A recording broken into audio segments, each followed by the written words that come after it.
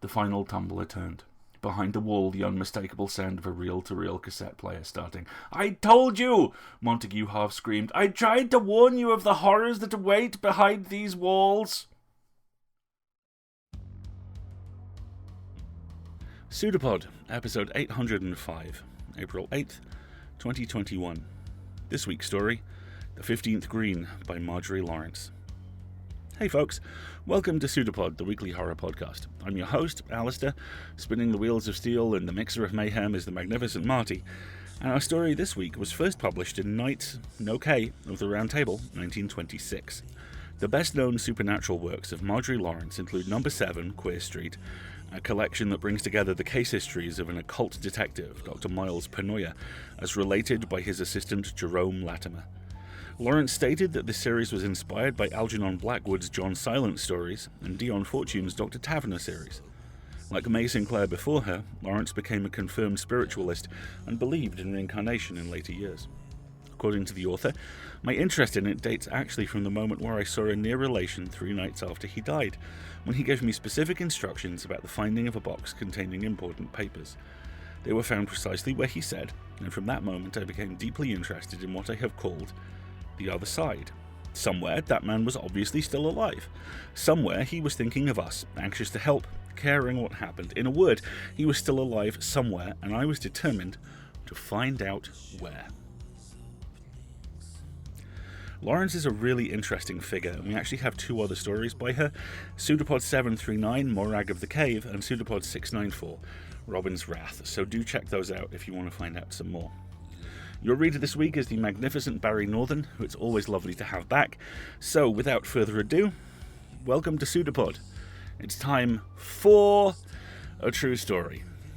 I regret nothing. Nothing.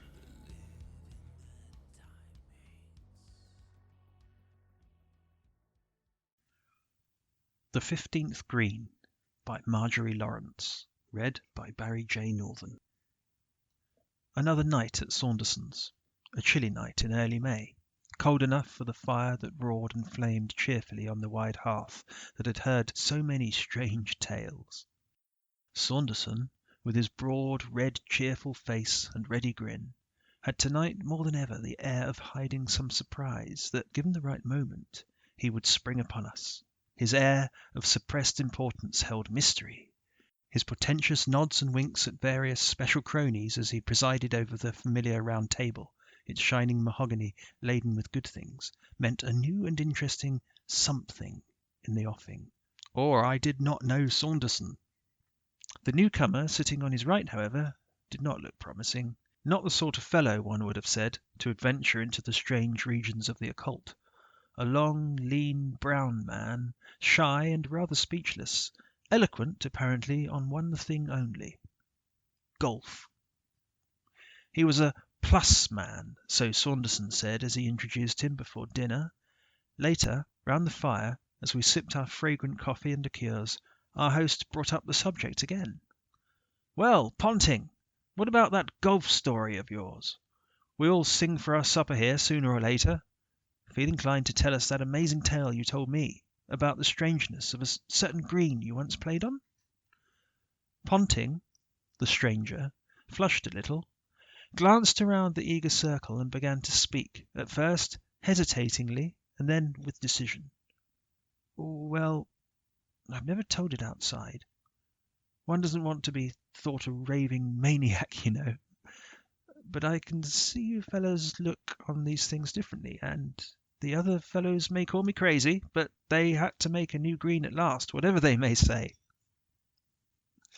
His voice died away as he brooded silently over the fire, obviously visualizing in all its horror the thing that had shaken his pleasant, ordinary personality so deeply. Clearing his throat, he started, speaking now rapidly and well, to my secret surprise. "I won't give the name of the golf course, but it is one of the best-known smaller ones, south coast, facing the sea. Turf, very rough and uneven, and heaps of seagrass and bent, coarse, rubbly stuff. Also rather hilly in places. This happened a good 5 or 6 years ago, and I haven't played there since. Matter of fact, this rather put me off the place, as you might imagine. At first the course was only a 9-hole affair, quite good as far as it went, but the town nearby, call it Rentford, was a pretty place. The bathing and fishing and so on, good.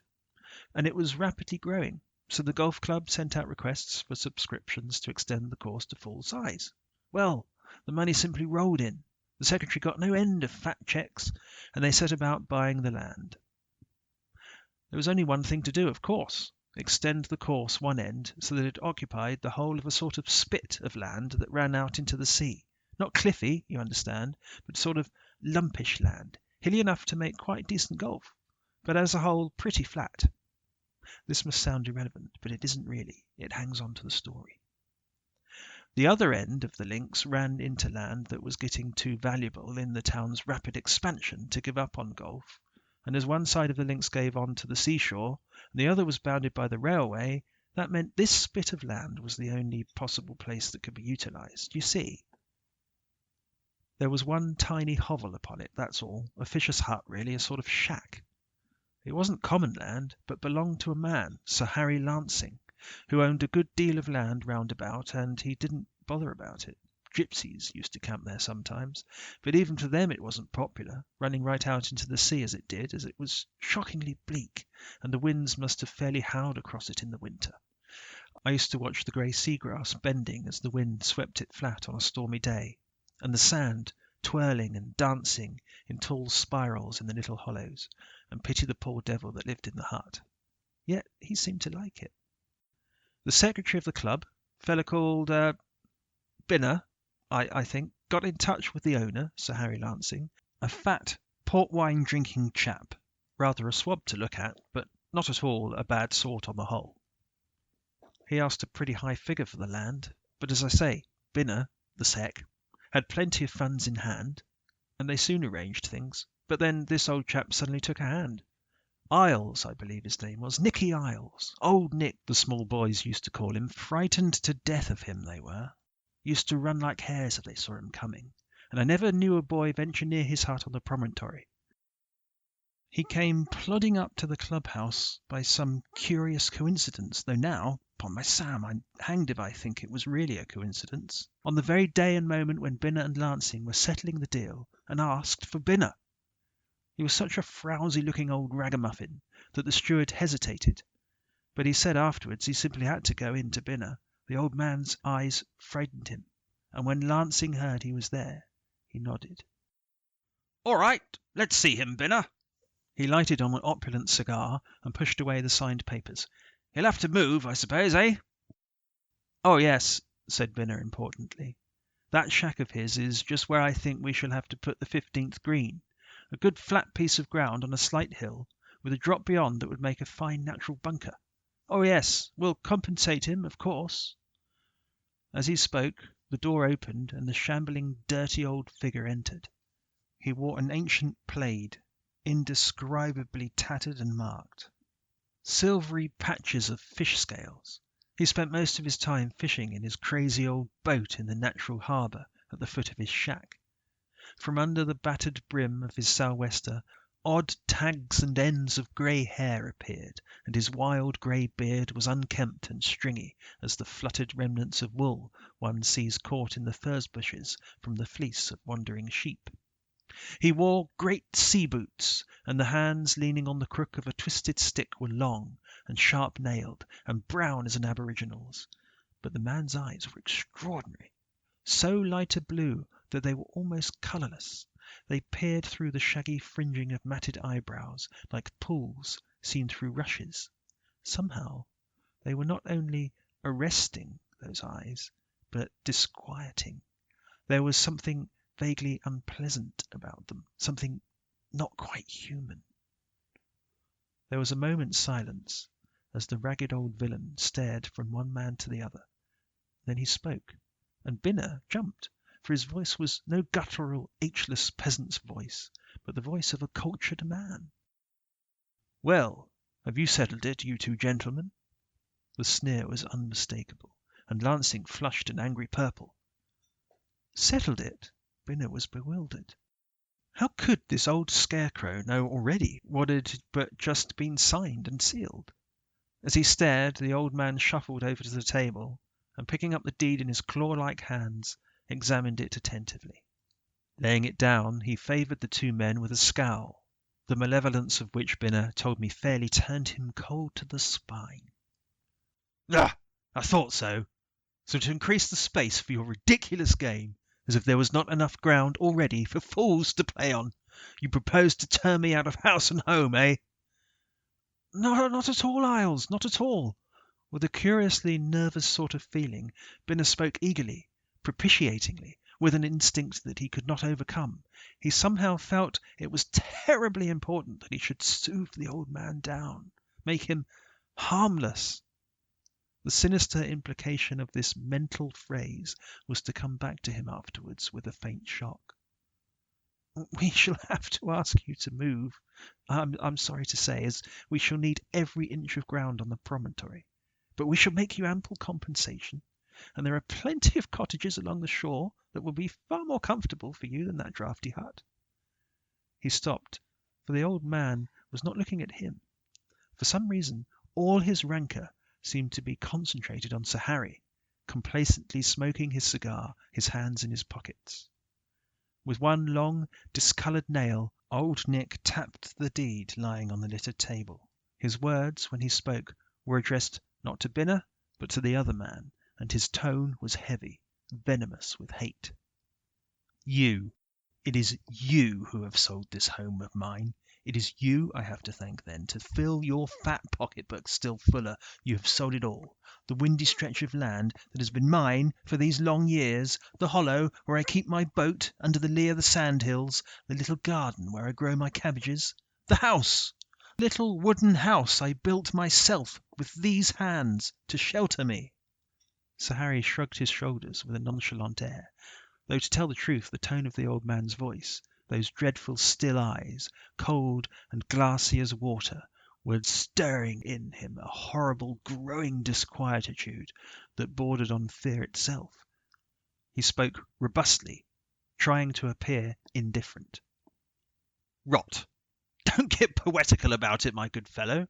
As far as cabbages go, you're welcome to come up and ask my gardener for a couple whenever you need 'em, I'm sure. And as Binner says, you'll be far more comfortable in a new cottage. As far as that goes, I'm sorry, and so on. I'll overlook your extraordinary rudeness to me, having regard to your feelings and that. Now, you trot off to the pub and spend that to drink my health." Lightly, carelessly, he tossed a £5 note over the table and started, for the old man took it, and spitting deliberately into the middle of it, set it upon the carpet and ground his heel upon it. Binner, as he watched, was conscious of a pang of unpleasant fear. The action was not impulsively done, as in an irretrievable spasm of rage, but deliberately, maliciously, with a relishing completeness that to Binner's nervous mind seemed somehow to bode most horribly ill to Sir Harry Lancing, lolling there serene in his ruddy health. Retreating to the door, the old man spoke again as the two men watched him in silence, and the venom in his tone chilled Binner at least, like an icy draught playing down his spine. "I see. It is well. I have nothing to say but this. I shall go. But when you play your first round, Sir Harry, I shall be there to see." The door closed behind him with a stealthy click, and they heard his booted feet shuffling swiftly away down the echoing white-painted passage. In the empty room both men looked at each other, and involuntarily shivered. "Boo!" Lancing, shaking his fat shoulders, got up. "An unpleasant old boy, but I'm sure I don't care if he follows me round the course, calling down all the curses in the calendar upon me. They say here, you know, that he's got a familiar spirit in the sea, and they see it, climbing up the path to his house, all dripping on dark nights." Binner was conscious of a fresh, shivery feeling of nastiness. What had come over Lancing to talk this way? Hastily he changed the conversation. "They're all superstitious, the fishers here. Nothing in it. Well, that's done. Don't forget you play your first round with me, Lancing.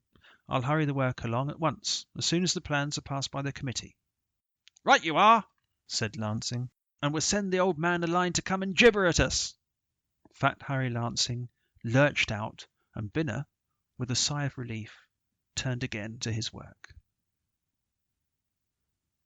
Rentford was largely a summer place, and the bulk of the regular golfers, for the most part, arrived then, so only a comparatively few players were gallant enough to face the gale that swept across the links on the day of the ceremonial opening next May.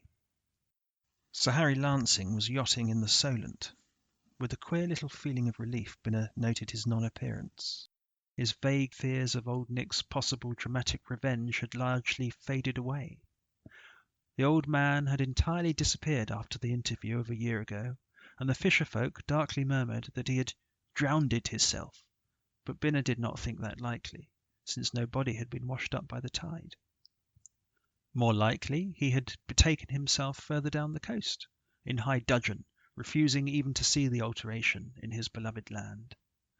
Yet it had seemed that a curious modicum of his savage anger and resistance to change hung about the promontory that had known him so long, for the making of the new 9 holes, and above all the 15th green, which, as Binner had thought, was placed upon the little plateau where the hut had stood, had been attended by countless petty but delaying difficulties. Workmen had sprained their wrists and ankles, been stung by wasps, fallen into unsuspected ditches.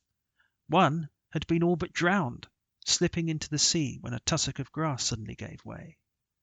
Experts designing the course had quarrelled among themselves, fallen mysteriously ill, left suddenly. But Binner, his fighting instinct aroused, had kept doggedly on, despite a deep hidden feeling, deny it how he might, that there was something more than mere coincidence in these repeated setbacks. However, there it lay at last, the finished course. The greens, laboriously turfed with fresh green turfs cut from far inland, gleaming like jade patches in the grey-brown sandy waste, the cheerful scarlet of the bright new tee boxes, yellow and white flags fluttering in the tearing gale, and behind all, the sombre watching sea, vast and somnolent and mysterious. Binner rubbed his hands as he surveyed it from the sheltered veranda of the clubhouse, and felt he had reason to congratulate himself on his achievement. He watched the players as they gradually disappeared over the brow of the low hill that led from the old 9th tee onto the promontory, and wondered idly whether the old man might not be lurking somewhere about even now, to watch the first ball driven onto his beloved patch of ground. Then other considerations drove it from his mind, and he was sitting immersed in papers in his inner sanctum, when the first of the returning golfers, Orton, the solicitor, a friend of his, stumped into the room and threw himself exhausted into a chair. "Give us a whisky and soda, old man, I'm done. We've been round, but I don't want to do it again in a hurry unless I'm feeling stronger than I am today." He drained the brimming glass of golden liquid and slapped his chest. Binner looked at him, arrested.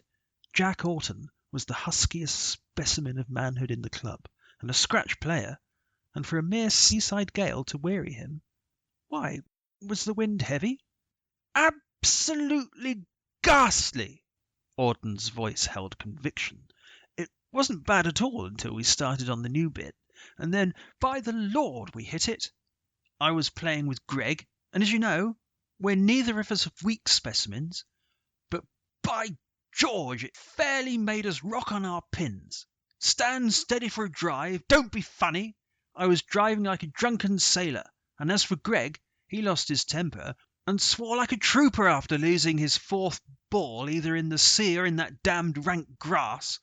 And as for that 15th green, tell me, man, what got Anderson when he made it? For I swear I never in the whole of my life struck a green that looked so flat and was so infernally difficult to get onto." A faint and nasty prickling sensation was creeping about the base of Binner's scalp as he listened. Cursing himself for a stupid nervy owl, he steadied his voice with difficulty as he asked a question. "Why the 15th? "Damned if I can tell, you know, the one perched up on a sort of plateau, with a damned great dip just beyond to a sandy hollow.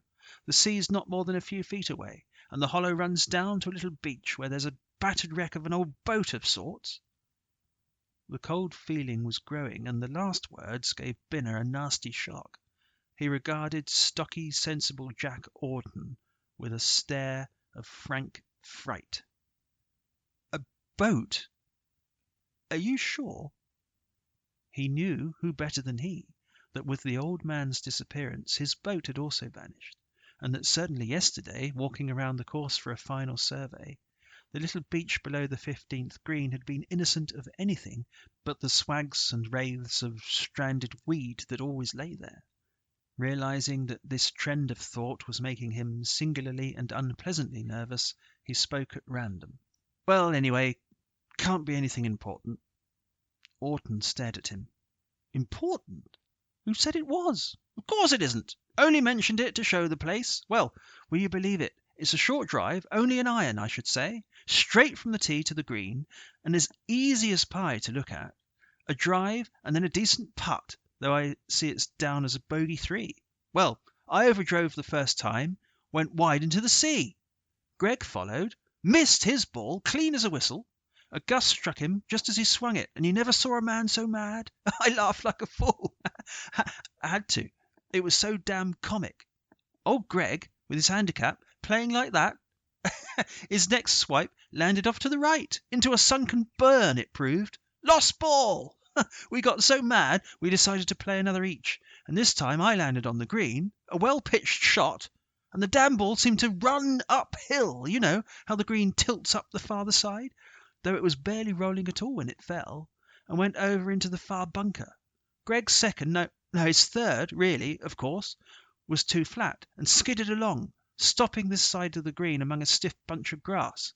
Never saw old Greg play such a vile shot in my life. He took his niblick and played out, well, as far as I could see, but would that ball stay on the green? Not a bit of it. Though it was lifted high and fell like a stone, the damn thing rolled like mine and went over the far side and vanished. Well, by this time, you can imagine we were both of us pretty angry and began to play wild, though by sheer insistence, finally, I did get the damn ball into the hole. My score was 9 shots all told, and Greg's 11. And he chucked it. There must be some darn clever placing about that green, or else we were just unlucky and both went to pieces. But I don't think so. I heard several of the other fellows coming up and saying much the same thing. Going round later among the thirsty crowd at the bar, Binner heard the same thing, with slightly different versions.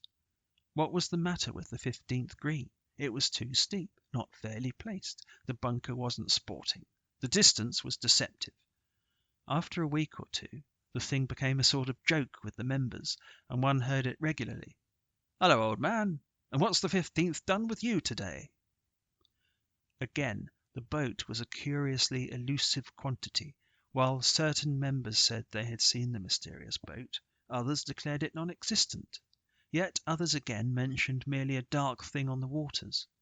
It might be a boat, or a chunk of weed, or an old net. For several reasons, Binner avoided making a special journey to sea, and deliberately put behind him a certain memory that nagged at him unpleasantly. The memory of that curious phrase of Sir Harry's concerning a dark thing out of the sea, all dripping. Then Lansing himself rang up, cheery and full of energy, just back from the Solent. He was all agog for their promised match, and with an oddly sinking heart, Binner fixed a date as far ahead as he could decently suggest. The week before found him day by day growing more and more nervous, fight it as he would, and it was only by the exercise of the grimmest determination that he refrained from ringing Lansing up at the last moment and inventing some excuse. For that something would happen, that all this time something had been gathering force and malevolence and energy sufficient for it to happen, was borne in upon him with a dreadful conviction that all his matter-of-factness did nothing effectually to combat. They had fixed the match for 4 o'clock. It was a gorgeous day, and after the recent blustering unkind weather, the links seemed to puff in the spring sun and stretch themselves luxuriously as the two started out. Lansing was in great form, and after a hole or two, Binner felt his own spirits rising, till he felt slightly ashamed of his womanish nerves. It seemed, as he looked at his partner's bronzed solidity, absolutely absurd to have entertained all these recent fears and tremors about his safety. Probably these yarns about the 15th green were pure coincidence, and he was merely allowing his nerves to get the better of his common sense. After all, the promontory did catch every breath of wind going, and that green stood high, and it had been a singularly stormy spring. And as for the boat yarn, what easier than for a scrap of wreckage to drift there, remain for a few days, and drift away again? Certainly today was the balmiest, most wonderful weather. Vaguely cheered and comforted, Binner stepped out smartly beside his partner, and for the first half of the game all went well. The two were well matched, and the score was all square as they descended the sharp slope that led from the old part of the links to the new, and Binner did not notice, absorbed in the game, that the sun at that moment seemed to withdraw himself behind a cloud, and a sudden little wind, bitter and stinging, sprang up and played about their ears like a malicious whispering threat. It was Sir Harry, as a matter of fact, who commented on the change in the weather as he drove from the 10th tee. "Turned cold all of a sudden, hasn't it? Funny. Would have sworn it had set in fine for all day. Looks like a storm now, every bit. Got him!" He hit a fine ball straight down the fairway, then his brow darkened. At the very end of the soaring journey the ball turned and pitched full tilt into a dip, vanished. His brow darkened, puzzled. "Well, I'm blowed!" He examined his driver discontentedly. The sandy patch, clean in the centre, showed how well and truly the ball had been hit. "That's funny. I'd have taken a fiver I hit it square, caddy." The caddy nodded as he answered, "You had it right, sir, but you won't ever hit it straight on this here part of the links." Sir Harry stared as well he might. "What are you talking about, eh?" The caddy held doggedly to his point. "True, sir, ain't it, Bill?" His colleague nodded stolidly as he went on. "It's the wind or something, sir. All the other gents swear like blazes when they get down on this bit. They can't never hit it straight, they say, and the balls they lose as well." "Well," commented Sir Harry jovially, as they strode on, "that must be good for you lads, eh? Suppose you come out and gather them up afterwards?" The two boys exchanged glances. "No, sir." The first caddy's voice was unwontedly subdued, and the tone arrested Lansing's attention. He waited for Binner's second shot, and then continued questioning. "Why not? You boys are generally pretty keen on collecting balls." Not here, sir." The answer was emphatic. His curiosity definitely aroused. Lansing turned to survey with more attention the ragged little object that tramped at his side. "Not here, eh? Why? Too far?" "No, sir, not that, sir." Binner found himself listening with a sort of strained, eager attention, thanking his stars that his ball and Sir Harry's lay near together, so that he could hear the boy's answer. We don't ever come down here alone, sir. Don't like it. Don't like it? What rot!" Lansing smote from the 12th tee with vigour, and continued his catechism, now definitely interested. "Why don't you like it?" The boys exchanged uncomfortable glances, and did not answer. They had withdrawn suddenly into their shells, and not all the pumping in the world would get anything out of them now but vague murmurs and red-cheeked silences. Baffled curiosity adding to his irritation over the unconscionably bad golf he was playing, Sir Harry was rapidly losing his temper and becoming surly. Binner, meantime, was suffering from a horrible sort of growing secret excitement. He knew now something was going to happen, and he knew equally certainly that he was utterly powerless to prevent it. He could neither invent any reasonable excuse that might prevent Lansing approaching the 15th green, nor take any measure of any sort against the unknown that lay, he knew, in wait for them. With a mounting dread that yet companioned a dreadful sort of excited recklessness, he played on silently, never noticing his own bad play, but in a curiously detached way, watching Lansing getting more and more enraged and puzzled, play ball after ball into utterly unplayable places, miss his putts, blunder over his approaches like an utter tyro, or more horribly, like a man in the grip of something utterly inevitable, inexorable. As he stood on the little raised-up square of turf that was the 15th tee, he could see the green, but not the beach below it. With a shaky sort of dread he wondered whether the boat was there, and was glad he could not see. Somehow now all his dread seemed to centre around that boat, if it was a boat indeed. He swung. The ball fell short, deep into a belt of wind that protected the hither side of the green. Stepping after him, Lancing waggled his club determinedly, his mouth set in a grim line. The rising wind whistled and sang about Binner's ears as he stood watching, his leather coat collar turned up. Heavens, how cold and gloomy it had grown, and how the wind howled! Above it he heard Lancing's half-shouted remark. "Mind yourself! I don't know what the devil's come over my play, but this time I'm going on the green smack bang, or I'll never play again." He had a glorious style, the swing of the born golfer, loose, easy, sure. Opening his huge shoulders, he let out at the ball in a perfect shot. It soared high, and falling almost vertically, landed on the green, and, as Orton had said, rolled slowly, almost idly, uphill to the far edge, and tipped gently over. Frankly losing his temper, Lancing stamped and swore violently. "Blast! I heard there was something odd about this green, badly made or something, I swear. That ball dropped almost dead, and you saw what happened? Right over the dip. Hell!" He strode away, growling. Involuntarily Binner opened his mouth to shout to him, but shut it, speechless. What could he say?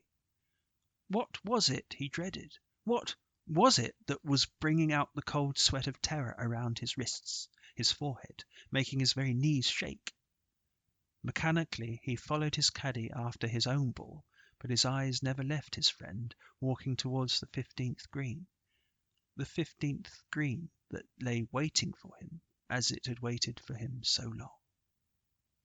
With a sick feeling of certainty he saw, as he mounted the ridge, that the boat was there too, nosing the shore idly, moving slowly in the grey sullen tide, a curious dragging heap of what looked like nets trailing from its stem into the deeper water beyond. Yes, the boat was there. It would be there, of course. How dull and gloomy it seemed to be growing, and how the wind whipped the bending sea-grass and howled among the crouching bushes. To Binner's fevered fancy now, they seemed like hunched figures grouping together in the hollows, on the frowning ridges, peering, nudging, whispering to each other to look as Harry Lancing, all unconscious, strode swiftly onwards towards his fate. Beside Binner the two caddies trotted along together, whispering too, their frightened eyes avoiding his. Blind, helpless, they were all caught up together in this great web that was being woven and could stir no hand nor foot to avert things. In a dream he caught snatches of the boys' muttered talking, scared, incoherent. "Seen it again last night, Alf did. Crawling up from the sea all wet. Ugh. Black and shiny in the moonlight, like nothing on earth. Something like a man, but it ain't a man. Wouldn't come down here at nights for nothing, I wouldn't." And now Lancing had reached the green. Binner, halting by his own ball, deep buried in a tussock of grass, reached mechanically for a club as his friend turned and shouted to him, striding over the smooth surface of the green towards the drop into the deep bunker beyond. "Easy. Can see it now. Beat you here," came faintly back to him on the buffeting wind, and Harry Lancing dropped out of sight over the edge. Binner, with a curiously fatalistic feeling that now it was over, what did it matter what he did? Bent over his ball, but at that moment, quite suddenly and horribly, Lancing's caddy, struggling after him against the wind, began to scream, wildly, dreadfully, and throwing his clubs down, dropped upon the turf, his face in his hands. The humanness of the sound, despite its horror, awoke Binner to action from his curious stupor of acquiescence, and he ran like a hare to the crouched boy, cowering and shivering, but the lad waved him wildly on, screaming incoherencies. "I saw it! I saw it! He's got him!" The words died away as Binner rushed onto the green, crossed it, and stared blankly down into the deep hollow the further side. And it was empty. Empty as the blank sea, the sighing air.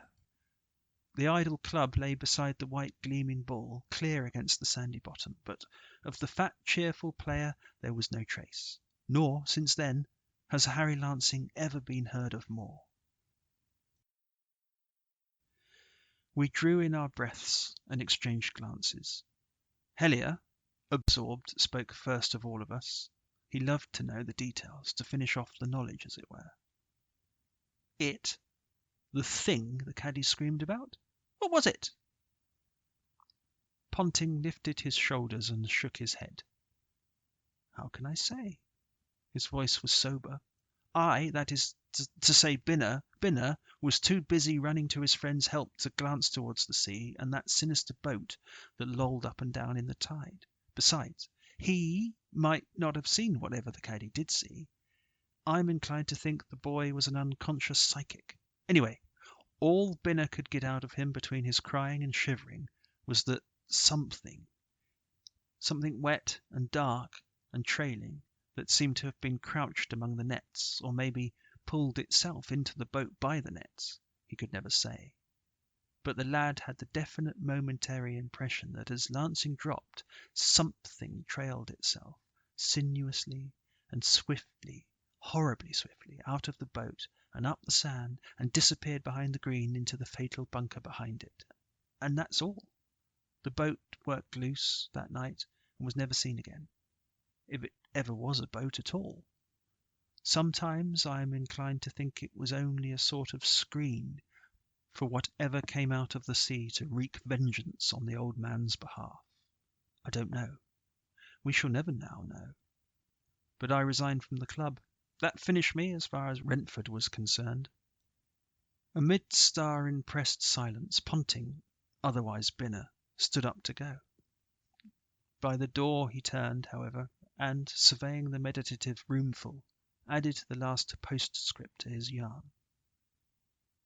I heard afterwards, by the way, that the people that cleared out the old man's stuff, he never appeared to claim anything, so it was ultimately sold, found a lot of curious old books on various rather unpleasant sorts of black magic, and some curious instruments with an ebony wand, and some particularly nasty dried things, and they said the floor of the hut was all marked with chalk in various funny lines and diagrams. The man that kept the things had awful dreams, and his wife got scared, so they burnt them. If we'd got them here now, I rather think one might have found out things about the old man that would have startled us a bit, eh? Good night, Saunderson, and thanks awfully. Good night, you fellows.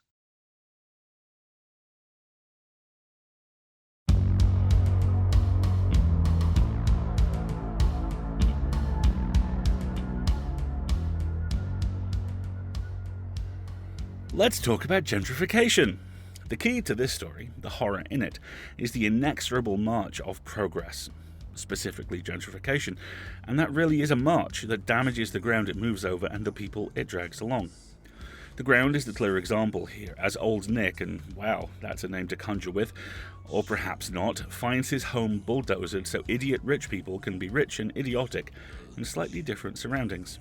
Plus ça change, plus c'est la même chose. But what works here, what flies, is the way that while the ground gets bulldozered, it's still the ground.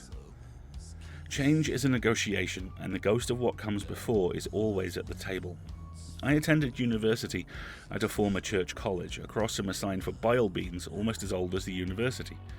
Where I live right now, there's a community garden that looks for all the world like a small section of the land that was here before the town was. The ground is always damaged, the ground is always changed. But it's always, in the end, the ground. Fossils in skyscraper foundations are still fossils. The ghosts of 1,000 houses haunt every freeway. So the ground and what's in and around it is always there. What of the people? That's where the horror truly sits for me, in the collision between the leviathan of progress and the honest truth of the individual. The poor caddies who know exactly what's up but are powerless to do anything besides try very hard to not die are classic horror protagonists, head down, eyes closed, just trying to get through it, and I love them. They're also more together than Binner and his friends, and there's a fascinating class diversion here as the upper classes just joke about the 15th hole, while their servants try very hard not to be killed by it. Everyone knows. Not everyone cares. No one does anything.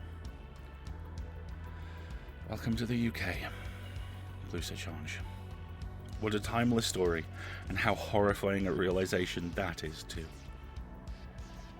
We rely on you to pay our authors and cover our server costs and every other cost. We're now at the point where we're paying everyone, and that's a major benchmark, because everyone who works in this field should, we believe, be rewarded for their time.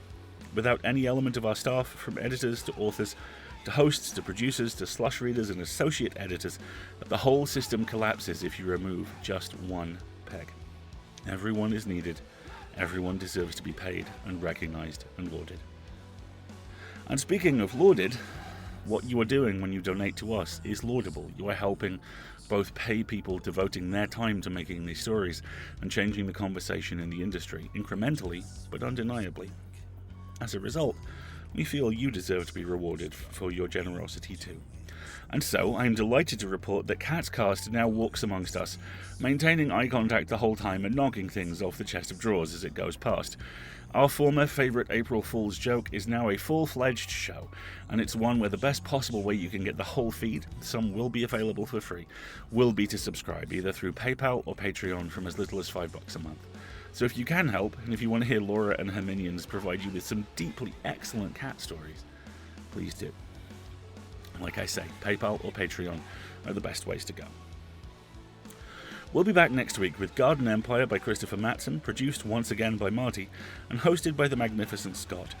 Then, as now, we will be a production of Escape Artists Incorporated and released under a Creative Commons Attribution, Non-Commercial, No Derivatives license. And I leave you with a quote from the fantastic Yorkshire band Yard Act, and specifically their song Land of the Blind. Please have a seat. I'm going to show you all a magic trick, but it's sort of a surprise, so if you just lend me that 50p in your hand and then close your eyes, I'm going to make me and this 50p disappear. Thanks folks, have a good one, and we'll see you next time. It's a pseudopod, it's a big foot. It's all about podcasts these days.